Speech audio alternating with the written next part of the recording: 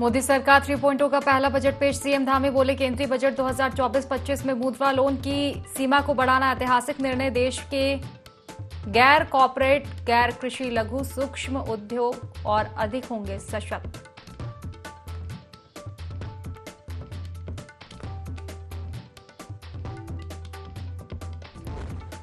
वित्त मंत्री निर्मला सीतारमण ने पेश किया बजट में किसानों, युवाओं के लिए बड़े ऐलान। उत्तराखंड में बादल फटने और भूस्खलन से हुए नुकसान को लेकर सरकार करेगी मदद।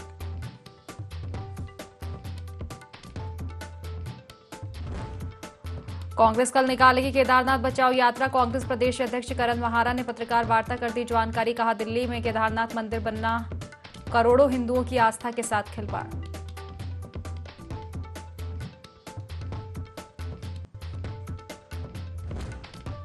खेल मंत्री रेखा आर्य ने अल्मोड़ा में हेमवती नंदन बहुगुणा स्पोर्ट्स स्टेडियम में किया विभिन्न सुदृढ़ीकरण कार्यों का लोकार्पण। कहा, राज्य सरकार कर रही खेल मैदानों और स्टेडियमों का निर्माण। खिलाड़ियों के लिए नहीं होने देंगे खेल मैदानों की कमी।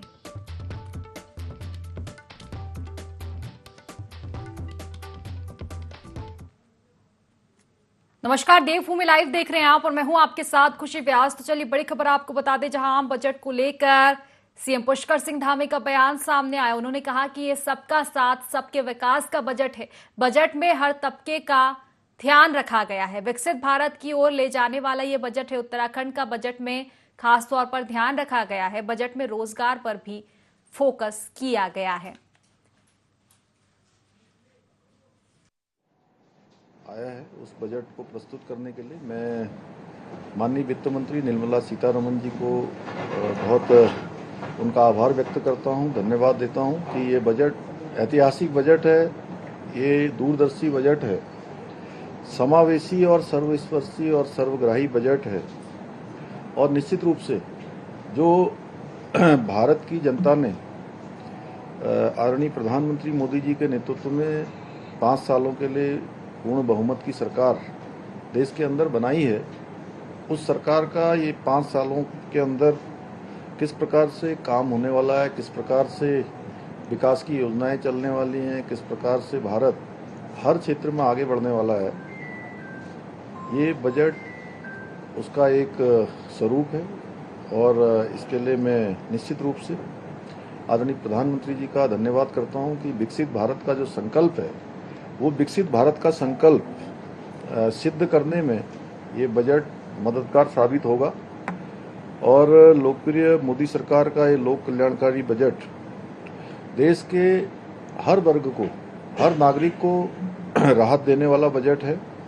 इस बजट में युवा, गरीब, श्रमिक, महिलाएं, किसान, सभी वर्गों की विशेष रूप से चिंता की गई है, उसका समावेश किया गया है। हर किसी के लिए आगे बढ़ने के लिए उसका नियोजन किया गया है।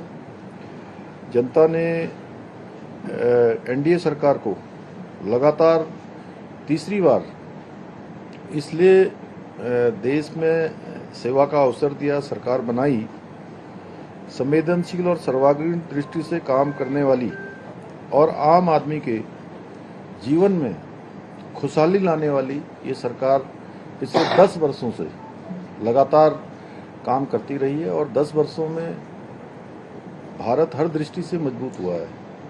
लोक कल्याणकारी योजनाएं हों, चाहे वो विदेश नीति हो, चाहे देश के अंदर इंफ्रास्ट्रक्चर हो, हर क्षेत्र में, और चाहे गरीब का उत्थान हो, किसान का उत्थान हो, महिलाओं को आगे बढ़ाने की बात हो, नौजवान युवाओं को स्किल से जोड़ने का क्रम रहा हो, ये क्रम निरंतरता से पिछले 10 सालों में चला है। इस बार का जो ये बजट है, इसकी 9 प्रमुख प्राथमिकताएं हैं, जिनमें सभी सेक्टरों को शामिल कर भारत के समग्र विकास को केंद्र बिंदु में रखा गया है। और इसमें एक ही हेतु है कि भारत 2047 तक दुनिया का विकसित भारत बने, दुनिया का सिरमौर भारत बने, दुनिया को दिशा देने वाला भारत बने, दुनिया को नेतृत्व देने वाला भारत बने। और जो पिछले 10 सालों में तेजी से विकास की यात्रा चली है, वो यात्रा और तेज गति से आगे बढ़े।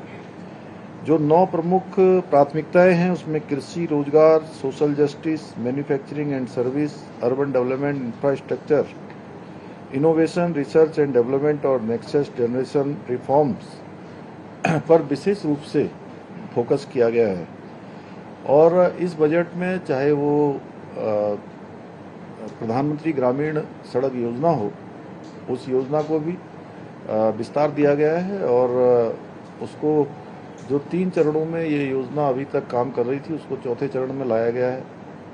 और इससे निश्चित रूप से हमारे जैसे राज्य उत्तराखंड को विशेष रूप से लाभ होने वाला है। इसके लिए भी मैं आदरणीय प्रधानमंत्री जी का और आदरणीय ग्रामीण विकास मंत्री जी का और निर्मला सीतारमण जी का धन्यवाद करता हूं। और साथ ही इस बजट में जो दैवीय आपदा से होने वाला नुकसान है उसके लिए भी स्पेशल सहायता पैकेज देने की घोषणा की गई है और विशेषकर से उत्तराखंड का उसमें उल्लेख भी किया गया है। इसके लिए मैं आदरणीय वित्त मंत्री जी का विशेष धन्यवाद देता हूं।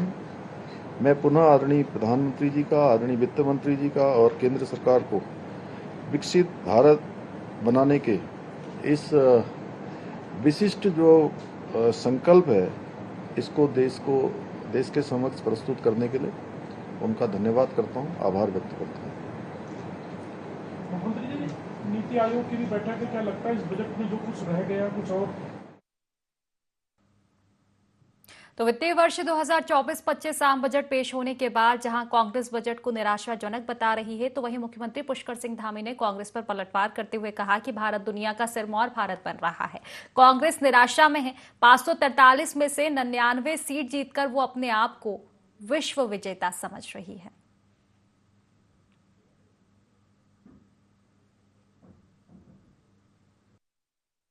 देखिए, जिनके मन में निराशा होगी उनको हर जगह निराशा दिखाई देगी। भारत आज दुनिया का सिरमौर भारत बन रहा है। भारत आज दुनिया को दिशा देने वाला भारत बन रहा है। पूरी दुनिया भारत का मान सम्मान कर रही है और कांग्रेस को निराशा इसलिए दिखाई देती है कि कांग्रेस निराशा में है। 543 में से 99 सीट जीतकर वो अपने आप को जो है पूरे विश्व विजयी जैसा घोषित कर रहे हैं, तो उनके लिए निराशा ही है। कांवड़ रूट पर दुकान मालिक का नाम लिखे जाने के उत्तर प्रदेश सरकार द्वारा आदेश के बाद विवाद जो है शुरू हुआ है। आपको बता दें कि विवाद इतना गहरा गया है कि सुप्रीम कोर्ट के दखल के बाद भी ये विवाद थमता नजर नहीं आ रहा। हालांकि सुप्रीम कोर्ट ने दुकानों पर नाम लिखे जाने पर अभी रोक लगा दी है, जबकि धर्मनगरी हरिद्वार से संतों को अभी भी कोर्ट का फैसला पक्ष में आने की उम्मीद है। संतों का मानना है कि सुप्रीम कोर्ट के स्टे के बाद भी वे सभी हिंदू दुकानदारों से अपील करते हैं कि वे बड़े बड़े अक्षरों में अपना नाम लिखे। संतों का मानना है कि कांवड़ मेले में आने वाले शिव भक्त खाने के मामले में किसी भी तरह की लापरवाही बर्दाश्त नहीं करते हैं। सुप्रीम कोर्ट का निर्णय भारत के सनातन हिंदू धर्मावलंबी और साधु संतों को बिल्कुल भी स्वीकार्य नहीं है, क्योंकि नाम लिखने में आपत्ति क्या है। हम अपना नाम बताने को तैयार हैं, वो अपना नाम छुपाना क्यों चाहते हैं? आखिर उनके मन में चोरी क्या है? समस्त हिंदू दुकानदारों को कि वह अपना बड़ा बड़ा नाम अपने प्रतिष्ठानों के सामने लगाएं, जिससे हिंदू धर्मावलंबी लोग कम से कम शुद्ध वस्तु तो खरीद सकेंगे। सुप्रीम कोर्ट ने कोई फैसला नहीं दिया है। सुप्रीम कोर्ट ने थोड़ा स्टे किया हुआ है कि अभी आप रुक जाइए, 26 को फैसला देंगे। और हमारा मानना है कि सुप्रीम कोर्ट कोई जो भी फैसला देंगे, क्योंकि ये फैसला जो है कोई डिस्प्यूट वाली बात नहीं है, लड़ाई वाली बात है, झगड़े वाली बात नहीं है, हिंदू मुस्लिम वाली बात नहीं है, खाने पीने की बात है। हम क्या खाते हैं, वो क्या खाते हैं। हम लोग सावन के महीने में लहसुन प्याज भी नहीं खाते हैं, और सुप्रीम कोर्ट भी है वो खुदा को भी मानते हैं, भगवान को भी मानते हैं। और हमें पूरा विश्वास है कि सुप्रीम कोर्ट जो है जनहित में फैसला देगा, हिंदुओं के हित में फैसला देगा, मुसलमानों के हित में फैसला देगा। बस एक ही बात है, मुसलमान भाई जो अपना नाम लिखे, हिंदू भाई अपना नाम लिखे अपनी दुकानों पे, ताकि जितने भी सनातनी है, जिनका फास्ट है, जिनका व्रत है, जिन्होंने अनुष्ठान रखा है, उनको सही जगह पे खाना मिले। वित्त मंत्री निर्मला सीतारमण ने वित्तीय वर्ष 2024-25 का आम बजट पेश किया है। बजट में किसानों, युवाओं के लिए बड़े ऐलान किए गए हैं। भाजपा बजट को ऐतिहासिक बता रही है। भाजपा प्रदेश मीडिया प्रभारी मनवीर चौहान का कहना है कि देश की प्रगति और भाजपा के विकसित भारत के संकल्प को पूरा करने के लिए बजट पेश किया गया है। बजट में देश के हर व्यक्ति का ध्यान रखा गया है। युवाओं, मातृशक्ति, किसानों के उत्थान के लिए बजट में प्रावधान किया गया है। उत्तराखंड में दैवीय आपदा से होने वाले नुकसान के लिए स्पेशल सहायता पैकेज देने की घोषणा भी की गई है। आदरणीय प्रधानमंत्री नरेंद्र भाई मोदी जी के मार्गदर्शन में केंद्रीय वित्त मंत्री श्रीमती निर्मला सीतारमण जी के द्वारा जो बजट प्रस्तुत किया गया है वो देश की प्रगति के लिए और भारतीय जनता पार्टी का जो संकल्प है विकसित भारत का संकल्प, उस संकल्प को पूरा करने का ये बजट प्रस्तुत किया गया है। ये बजट बहुत ही शानदार, सर्वग्राही, सर्वस्पर्शी बजट प्रस्तुत किया गया है। इस बजट में देश के प्रत्येक वर्ग का ध्यान रखते हुए बजट प्रस्तुत किया गया है और हर वर्ग का उत्थान हो, हर वर्ग का सर्वांगीण विकास हो, उसके लिए बजट प्रस्तुत किया गया है। हम चाहे युवाओं की बात करें तो युवाओं के लिए कौशल विकास के माध्यम से कई योजनाएं संचालित की जाए जिसमें इसका प्राविधान किया गया है। हम बेरोजगारों की बात करें तो बेरोजगारी को दूर करने के लिए स्वरोजगार के माध्यम से मुद्रा लोन हो, चाहे अन्य कई योजनाएं हैं, उसके स्वरोजगार देने का अवसर इस बजट में प्राविधान किया गया है। इसके साथ ही मातृशक्ति की बात करें, किसानों की बात करें, हर वर्ग, देश के हर वर्ग की इस बजट में चिंता की गई है। उनके उत्थान के लिए इस बजट में प्राविधान किया गया है। कांग्रेस केदारनाथ बचाओ यात्रा करने जा रही है। इसको लेकर भाजपा प्रदेश मीडिया प्रभारी मनवीर चौहान का कहना है कि कांग्रेस के कार्यकाल में चारों धामों के विकास के लिए कुछ भी नहीं हुआ। साथ ही कहा कि भाजपा सरकार में चारों धामों का तेजी से विकास हुआ है।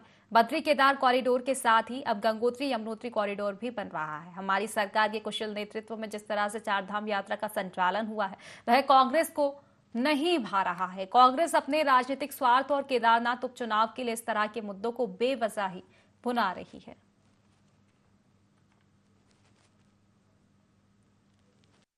चुनाव को लेकर के इसको अपना राजनीतिक एजेंडा को आगे बढ़ा रही है और जब जब उनकी सरकार रही, चाहे केंद्र में चाहे प्रदेश में, उन्होंने बाबा केदारनाथ धाम के लिए कुछ भी नहीं किया।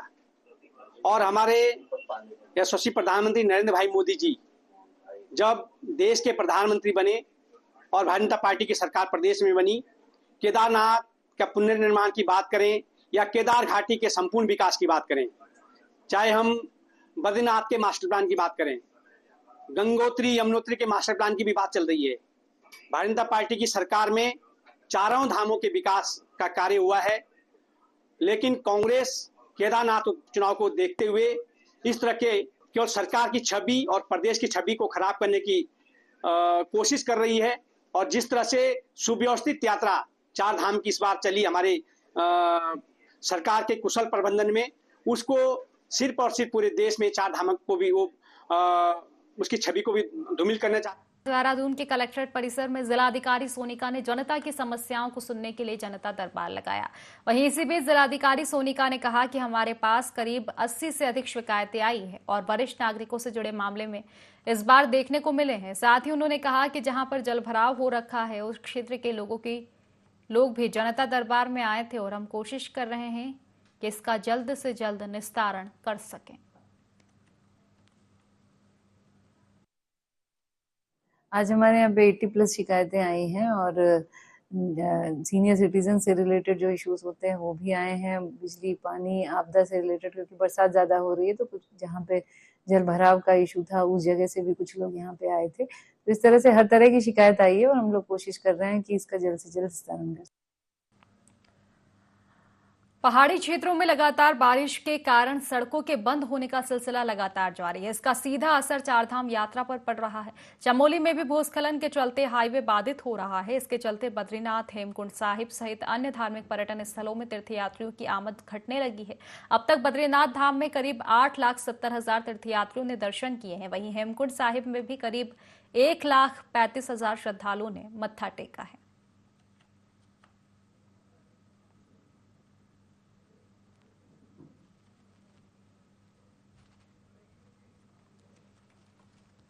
तो देखिए, लगातार बारिश का असर लोगों के जनजीवन में अस्त व्यवस्था फैलाता हुआ नजर आ रहा है। आपको बता दें कि पहाड़ी क्षेत्रों में लगातार जोरदार बारिश हो रही है। इसके चलते भूस्खलन की घटनाएं बढ़ रही है।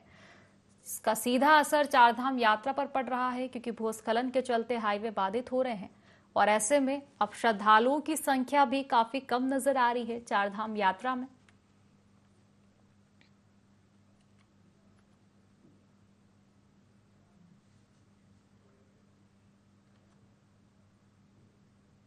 राज्य के पूर्व मुख्यमंत्री हरीश रावत का एक बयान वायरल हो रहा है, जिसमें वह कह रहे हैं कि आप आम मैंने खाए लेकिन मुंह किसी के पके हैं। इसको लेकर भाजपा प्रदेश प्रवक्ता हनी पाठक का कहना है कि अगर हरीश रावत का इस तरह का बयान आता है तो इससे स्पष्ट है कि कांग्रेस में आंतरिक गुटबाजी है। वहीं उन्होंने कहा कि हरीश रावत का कहना है कि मैं तो दिन के उजाले में गया था, रात के अंधेरे में तो कांग्रेस को बताना चाहिए कि रात के अंधेरे में कांग्रेस में क्या होता है।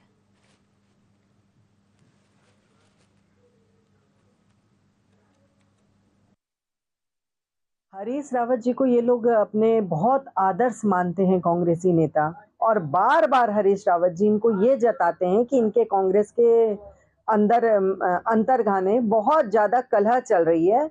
और हरीश रावत जी का जो ये बयान आया है वो ये साफ साबित करता है कि अभी कुछ दिनों पहले ही मैं देख रही थी कि हमारे पूर्व मुख्यमंत्री तीरथ जी के बयान को लेके ये लोग काफी ज्यादा बातें कर रहे थे।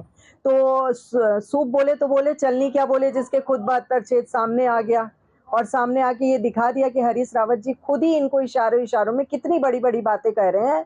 और ये तक कह रहे हैं मैं तो दिन के उजाले में एक पार्टी करने गया था, रात के अंधेरे में पता नहीं क्या क्या होता है।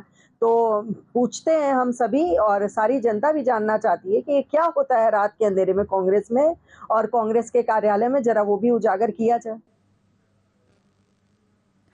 मुख्यमंत्री पुष्कर सिंह धामी ने अग्निवीर योजना के सैनिकों को 4 साल की सेवा पूरी करने पर सरकारी नौकरियों में आरक्षण देने की घोषणा की है। वहीं दूसरी ओर मुख्य विपक्षी दल कांग्रेस सरकार पर सवाल खड़े कर रही है।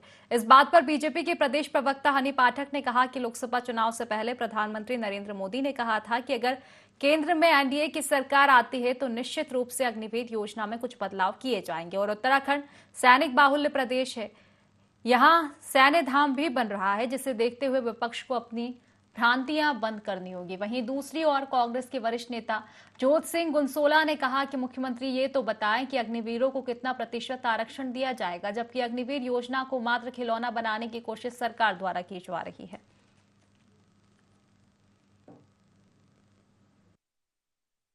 उत्तराखंड स्टेट गवर्नमेंट में श्री पुष्कर सिंह धामी जी ने स्पष्ट तौर पर कहा है कि अब की बार हम इसमें चेंजेस करेंगे और अग्निवीर में, क्योंकि हमारा उत्तराखंड सैनिक बाहुल्य प्रदेश के रूप में जाना जाता है और यहाँ पर सैन्य धाम का भी निर्माण किया जा रहा है, क्योंकि 5वां धाम यहाँ पे सैन्य धाम हमारे यशस्वी प्रधानमंत्री नरेंद्र मोदी जी ने ही कहा था।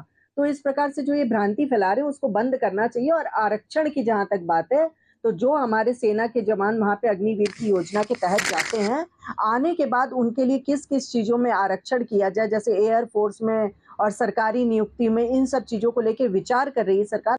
ये एक महत्वपूर्ण सवाल है कि अग्निवीर 4 साल के लिए क्या देंगे, 4 साल के बाद क्या किसको ट्रीट करेंगे, कौन से जो है वो अग्निवीर जो 25% जो है रेगुलर सर्विस में जाएंगे, उसके बाद 75% को अग्निवीर को कौन सा कितना प्रतिशत का आरक्षण देने का प्रावधान बताते हो, ये तो बताएं। धामी जी ये बताएं कि अग्निवीरों को कितने प्रतिशत, 20%, 30%, 40%, कितने प्रतिशत का आरक्षण देंगे और कौन कौन सी सर्विसेज में जो है उनको जो है वो समायोजित करने की बात की जाएगी।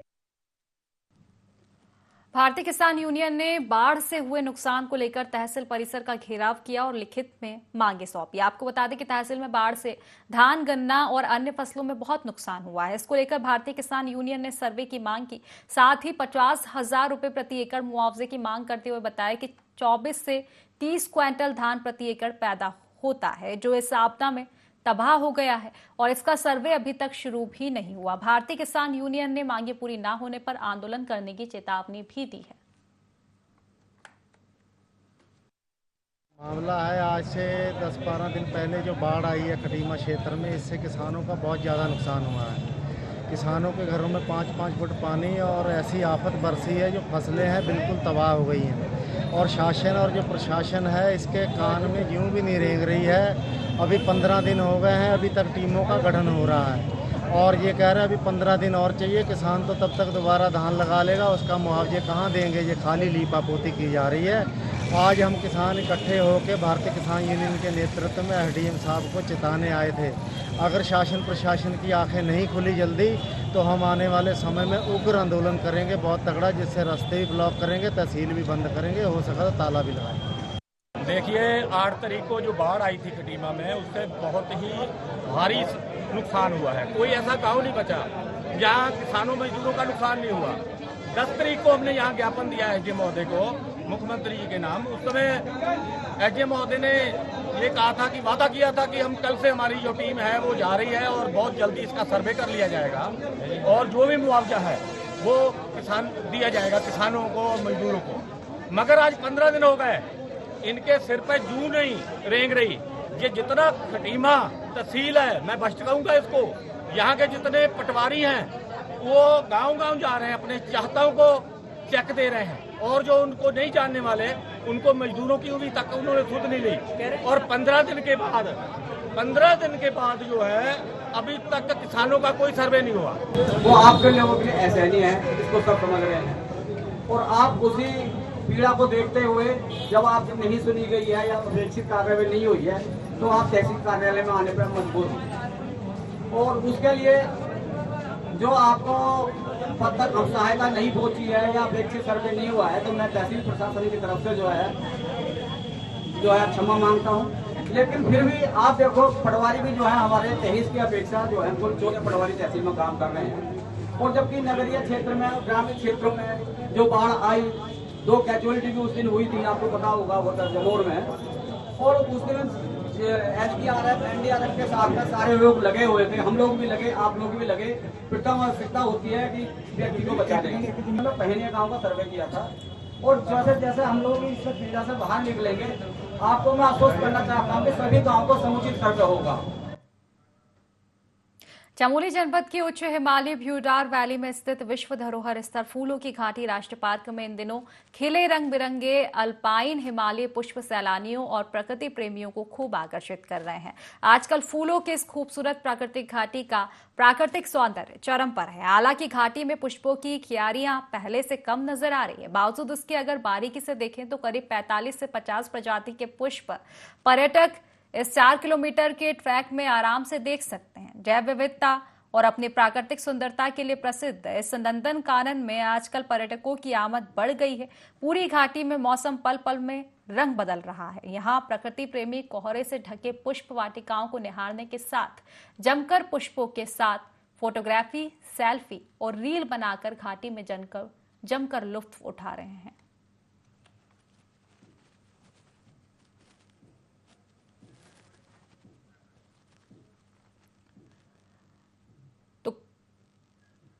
कावड़ मेले की शुरुआत हो चुकी है, मगर कई दिन पहले से ही यहाँ पर कावड़ मेले की जो रौनक है वो दिखाई देने लगी है। कावड़ मेले के दौरान यहाँ पर विभिन्न तरह की कावड़ देखने को मिल रही है। ऐसी ही एक कावड़ जो दिल्ली के उस्मानपुर गांव से लेकर शिव भक्त आए हैं और जल लेकर रवाना हुए हैं। यह कावड़ 50 के नोटों से तैयार की गई है। इसमें 53,000 के 50 के नोट लगाए गए हैं और नोट खराब ना हो इसको लेकर पूरी कावड़ को पन्नी से कवर कर रखा है, जिससे बरसात आदि में कावड़ खराब ना हो और नोट भी खराब ना हो। इस कावड़ को लेकर उस्मानपुर के 6 शिव भक्तों का एक दल हरिद्वार पहुंचा। इसका नेतृत्व मोनू कांवरिया कर रहे हैं। मोनू ने ही अकेले यह पूरी कावड़ तैयार की है। नोटों की कावड़ लेकर आए कावड़ियों का कहना है कि पिछली बार वह 20 के नोटों की कावड़ लेकर आए थे, इस बार 50 के नोट की कावड़ लेकर आए हैं और अगर भोलेनाथ ने चाहा तो अगली बार हो सकता है 100 के नोट की कावड़ लेकर वो आएंगे।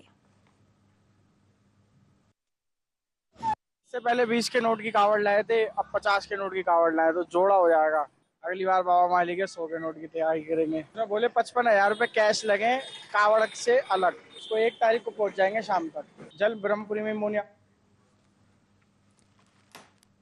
कांवड़ यात्रा में होने वाले विवाद को लेकर डीजीपी अभिनव कुमार ने जानकारी देते हुए कहा कि कांवड़ यात्रा एक तीर्थ मार्ग है और यहां सभी को भक्ति भाव के साथ यात्रा करनी चाहिए, लेकिन हर साल ऐसी खबरें सामने आती है। कांवड़ यात्रा में 2 पक्षों को लेकर विवाद हो गया। इसी को देखते हुए डीजीपी अभिनव कुमार ने कांवड़ मेले की व्यवस्थाओं का जायजा लिया और अधिकारियों को जरूरी दिशा निर्देश दिया। आपको बता दें कि मीडिया से बात करते हुए डीजीपी ने कहा कि कांवड़ यात्रा को लेकर पुलिस और प्रशासन की ओर से पर्याप्त इंतजाम किए गए हैं। पिछले वर्षों के अनुभव के आधार पे इस वर्ष भी व्यापक हम लोगों ने प्रबंध किए हैं।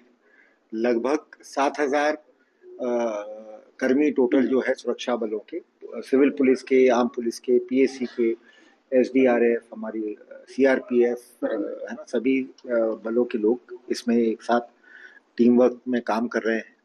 और इसके संबंध में 1 तारीख को मेरे द्वारा देहरादून में एक मीटिंग की गई थी। उसके बाद यूपी के चीफ सेक्रेटरी साहब और डीजीपी साहब के स्तर पे मेरठ में एक मीटिंग की गई थी। तो जो इंटर स्टेट कोऑर्डिनेशन है उसकी भी हमने तैयारी कर ली है, ट्रैफिक प्लान की तैयारी हो गई है और मुझे पूरा विश्वास है कि इस प्रकार जो इस वर्ष हमने प्रबंध किए हैं वो बिल्कुल कारगर सिद्ध होंगे। और हमारी कोशिश रहेगी कि यहाँ जो भी कांवड़ मेले के दौरान श्रद्धालु आते हैं, शिव भक्त आते हैं, एक तो वो अच्छे वातावरण में यहाँ अपना यात्रा सकुशल संपन्न करें। तो फिलहाल इस बुलेटिन में बस इतना ही। आप बने रहिए IND24 के साथ। नमस्कार।